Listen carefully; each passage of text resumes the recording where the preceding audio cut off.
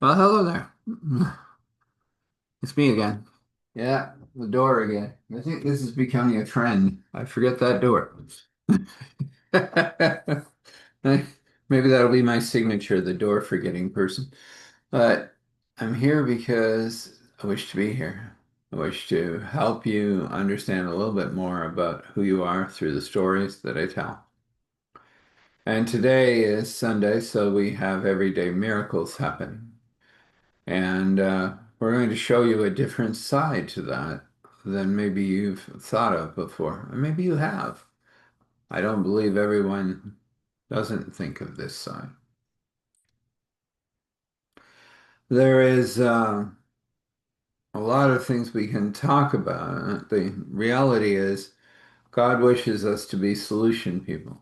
Not problem people, but solution people. What does that mean? It means that we focus on the solution, not the problem. The problem is necessary to understand. That's what some would say, and it is true. But if you understood that God is giving you a solution to that problem, then if you focus on the solution, you're going to understand it. And that's what's going on with us when we focus on the problem, and that's all we can see. We focus on the solution, then we'll be able to see how that problem is overcome by God's wisdom, strength, and mercy. And you will see it. To give you an example of that is, you're in a situation and you're looking at it and you're going, well, this is a problem. And of course it is, because it's standing in the way of something you wish to do or wish to be or wish to become. But what if you changed it to, how is this a solution? Yeah. Kind of querying God, like, how is this a solution to whatever you're going through? And you may be amazed, but there may be an opening there. And that opening may show you exactly how it is a solution. Yeah. The reality of things is that, farmers standing in a field going, potatoes aren't growing. Yeah, I require them to grow. And he's coming from a problem-oriented space, and he's going, oh God, what am I doing wrong? And then he remembers a sermon that he heard about solution thinking, and he goes, well, I'm going to think that way. I'm going to ask, how is this a solution to what I'm going through? Like, I need to pay for the farm, and this is the potatoes that do it. How is this a solution? And at that moment, he hears to do something. It doesn't make sense. He's getting water from the stream. How can moving a pipe to a different part of the stream and actually it's less likely to be a smooth part of the stream because it's where rocks are and the water's running over them and the pump doesn't usually like those type of things, but his is strong enough, he believes. Anyway, he feels he's heard this, so he moves it. Within about 10 to 15 days, something amazing is happening. His potato plants are getting bigger, much bigger. And he realizes that God is giving him the increase, which he can do everything he has, planted, watered, do all that stuff. But with just that moving of that pipe, now the plants are doing better. It's like God has given him an increase. You can't understand the increase, but it's happening. It's another farmer that just can't take that. So he takes a water sample from where the pipe was and where it is, and comes back and says, well, the reason your plants are growing more is there's the section that you were drawing water from didn't have anything, no minerals. It was kind of a dead water. The water that you're drawing from now has all kinds of minerals and things to feed the plants. That's how it works. We may be asked to do a small thing, and it may sound Well, why do I need to do that? Maybe you're like that farmer. Just a little bit to the left, that's where the food is. It isn't where you think it is. The solution, a lot of time, it isn't where we believe it is.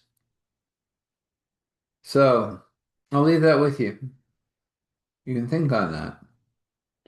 We'll call it a Sunday snippet. And if you wish to get a hold of me, you can do that through eric@starthealing.me, eric@starthealing.me. That's eric@starthealing.me.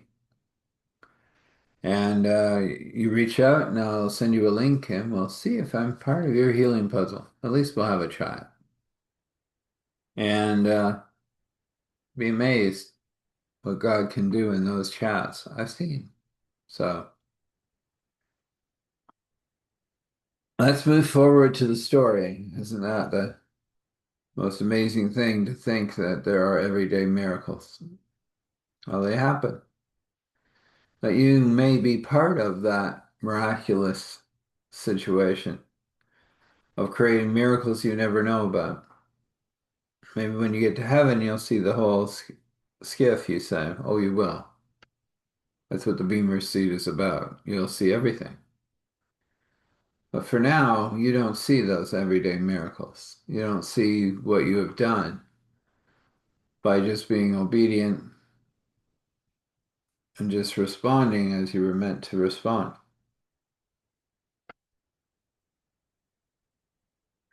But let's walk you from the other side. Let's walk you from the place where we're going to hear from different lives requiring an everyday miracle. Have to know something is different. That's a miracle. When it happens spontaneously, especially. So we're going to start with a lady that's having a really rough time. Everything's happened. The person that she was in love with has left. Her world is upside down. She's being accused of things she never did. And it looks like it's over. And she's been attending a church for a while, but she doesn't really feel she's getting much out of it. And she's now looking for work and turning down work because it's on Sunday and she's at church. Then there's a picnic or a meal to go to, and then somebody invites her over, and that's nice. And it's nice to sit there for the day, but she isn't getting work. Or she's feeling very down. She doesn't really feel like being around anymore. In fact, those thoughts are becoming much stronger with her than they ever had. Maybe she just doesn't belong here. Maybe she just leave permanently. And then she says something silly to God. At least that's how she looks at it. She goes, you know, if I'm walking down the street, and she says it this way, I need this miracle just to show that you're still hanging around and that we're going to get out of this, all of it. I don't really like doing this, but I'm going to do it anyway. Just feeling like I'm going to end it unless I get 7 smiles. Haven't seen a lot of people smiling lately. Everything's gone custard for a lot of people, so there aren't a lot of smiles out there. And I'm asking for a lot. But I'm heading to an interview, and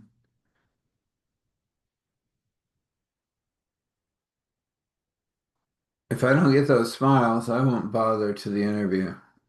I'll go to the bridge. It'll be over. And she gets ready for the interview. She doesn't expect much from it, especially with what's kind of circulating about what she did and she didn't do.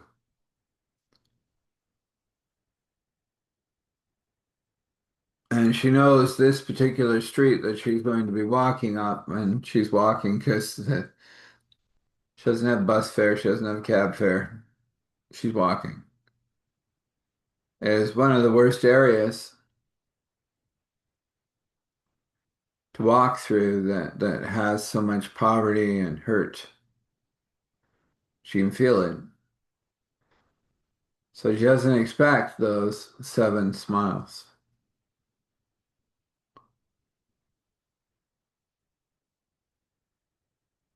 And then there's an average, ordinary, everyday person that's kind of walking along,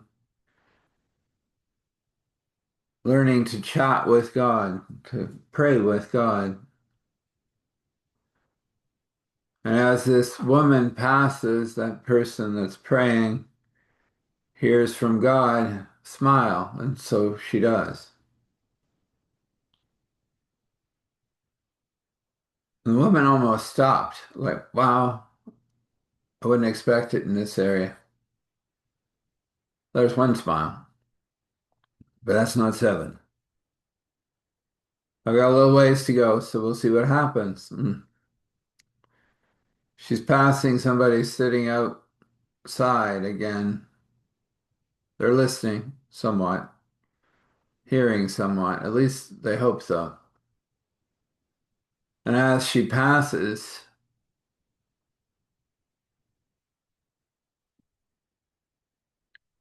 God says, smile. So this person does.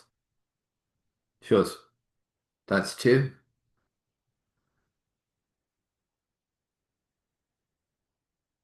She's a little farther along, and there's this guy that looks like he's really down on his luck. Got a hat out. He's not begging. It's just there. If you want to throw something in it, he'll take it. Get some food. He doesn't have any right to smile.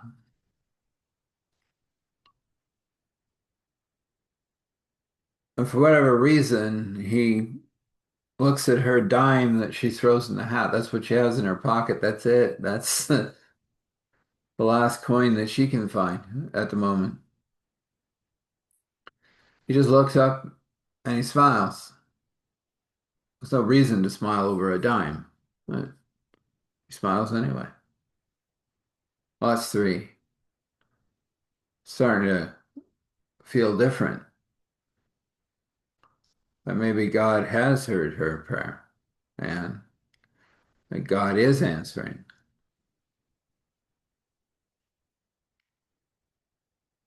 Postman busy delivering mail, walks past her, looks at her, smiles.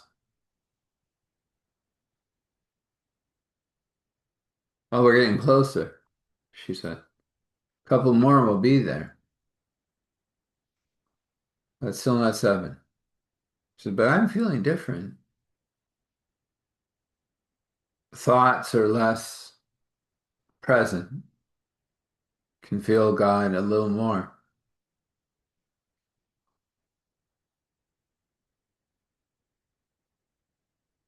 And she sees a lady struggling 2 canes trying to carry bags of groceries on each side. Doesn't look fun, and she's concentrating. But what she doesn't know is God is holding her up. And that elderly lady knows that she's being held up by God. Oh, and these bags is the birthday dinner for her son, the son that never talks to her, but is coming for some reason. She probably knows why, but doesn't matter. These are his favorites, and he's going to have them. She has to get them home. And she's chatting with God about how she's going to do this, and it's not very far now, but she's got to get up the stairs.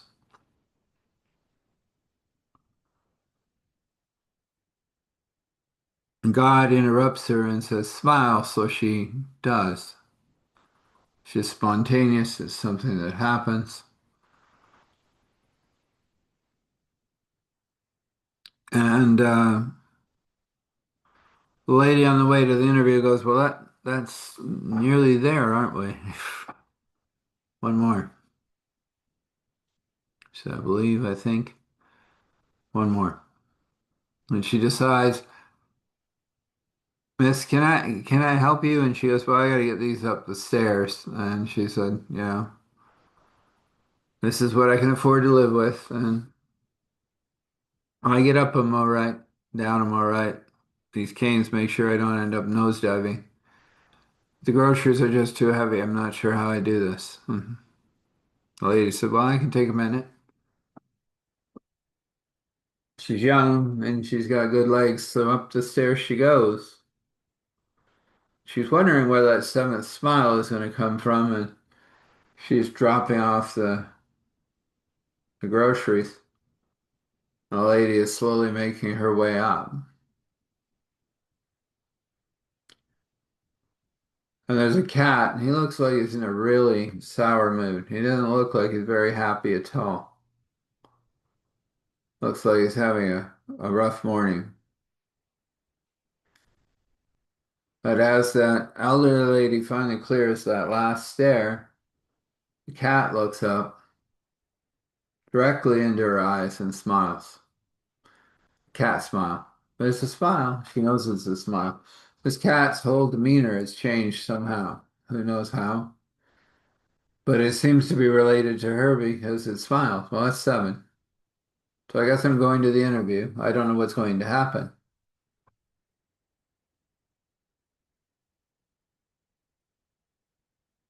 But there's her miracle.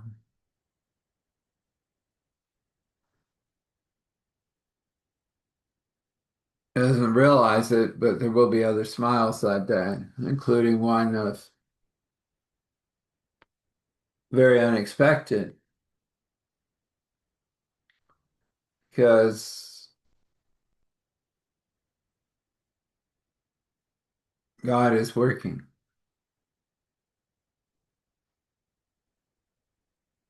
and her life will be different. But it all started from the miracle of the seven smiles.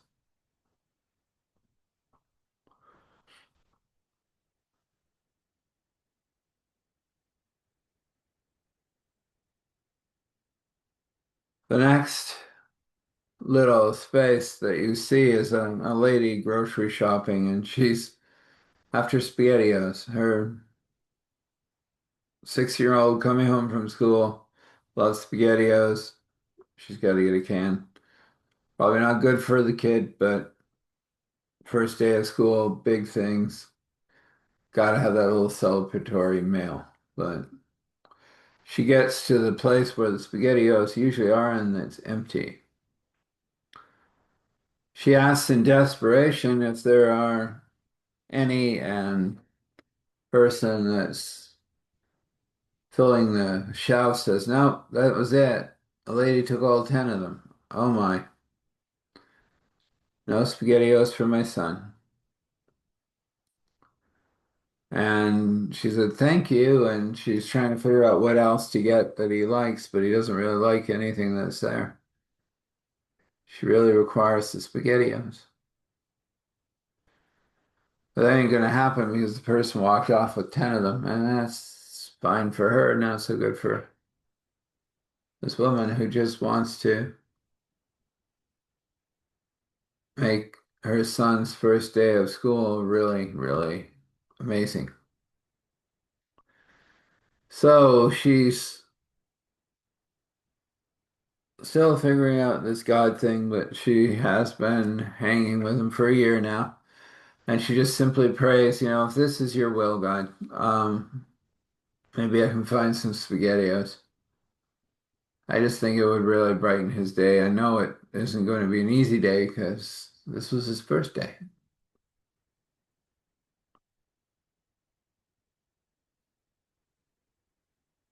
And she's moving towards the exit because there aren't none here. She's thinking of other places she can go, but it's going to take time. Not going to happen before lunch.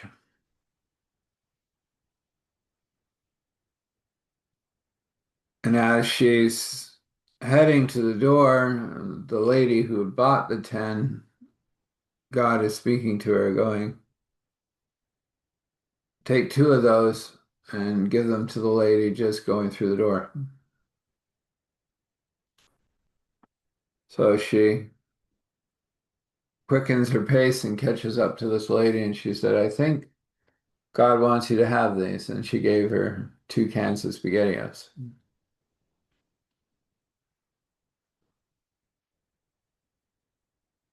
And as we move away from there, we hear this woman in her mind speaking to God, going, you heard me.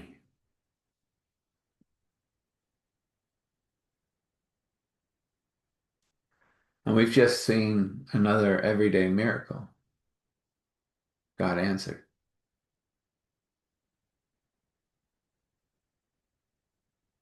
And this lady has no clue that she's done this. She just did what God said and moved on. But to this woman, it's a miracle.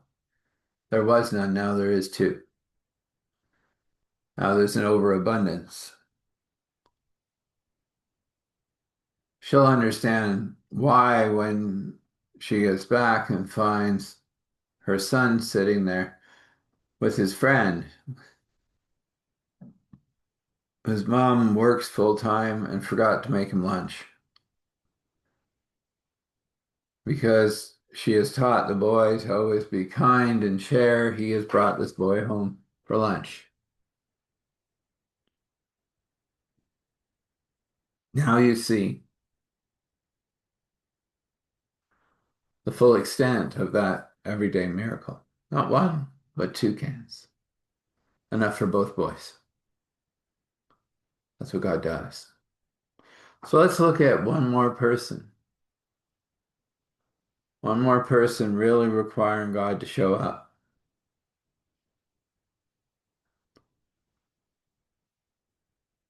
And a lot of people wouldn't call this even a miracle.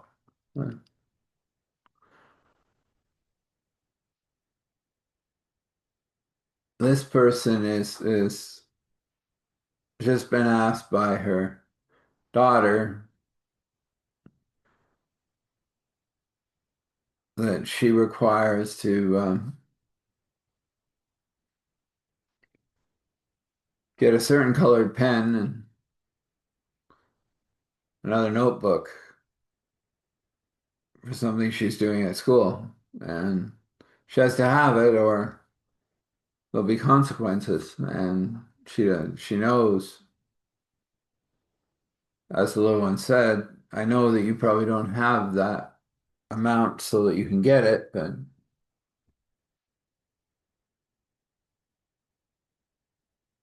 let's see what God will do. And she's getting used to her daughter who goes to Sunday school. She doesn't even think of God most of the time. But she kind of looks up at God and she goes, if you're listening, if you're really there, if you really exist, like my daughter thinks you exist, then the notebook and the pen and the color of the pen will show up some way because I don't have that. I'm barely feeding her, paying the bills, working 2 jobs, not home enough for her. But if you're really listening, if you're really there, if this God that she talks about every week when she goes back from Sunday school, it's really there, then you can do something like that. She had to go and clean a house. That's part of what she did for a living. It augmented what else she did for a living, which was she did laundry for people. She was a servant. That's what she looked at herself as. She didn't mind doing that. Wasn't a problem. It was just this thing of, you know, it had been hard and there wasn't any extra. The bills were paid, the rent was done, the groceries were in the house. But after that, there was nothing left. There was no cent, no money in any form for a notebook and a pen. And so she goes to clean the house And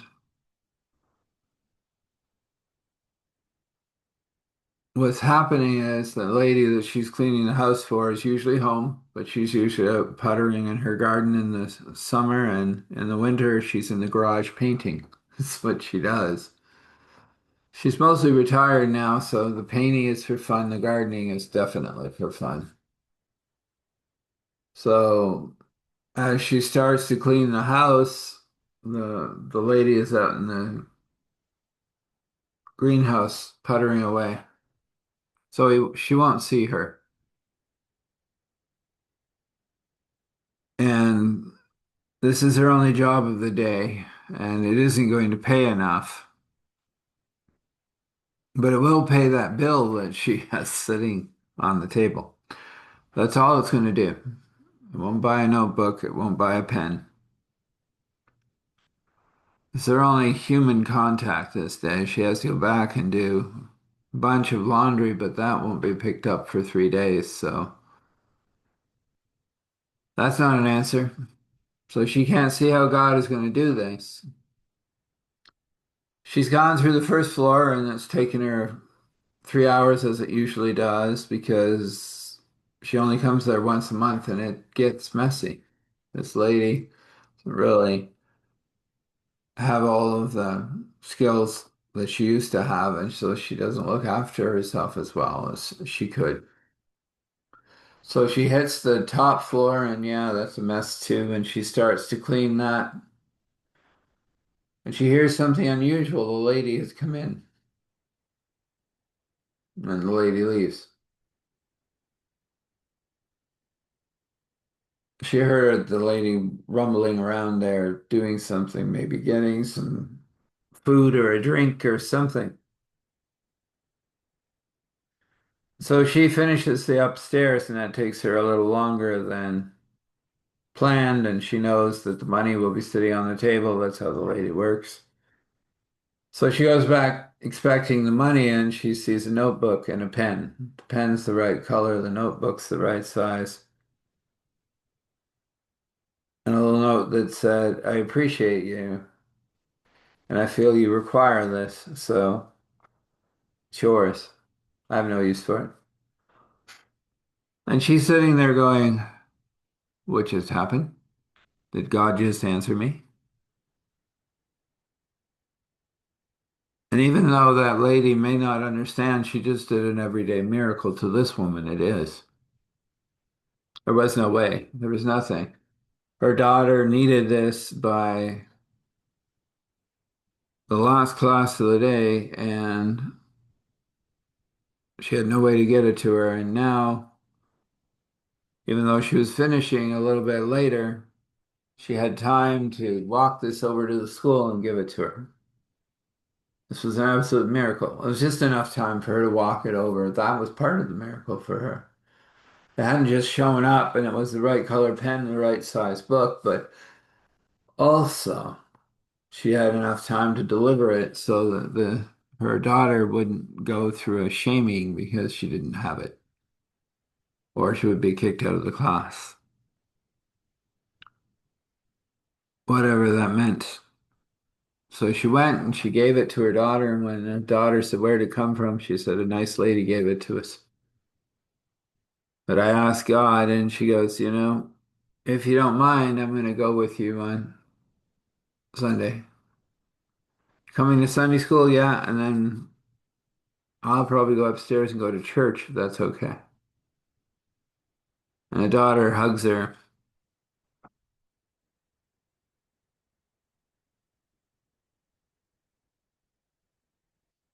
goes, Mom, that's what I've been praying for. She'd come to church with me. So as these stories fade, as that was due, and everybody goes back to their ordinary everyday lives,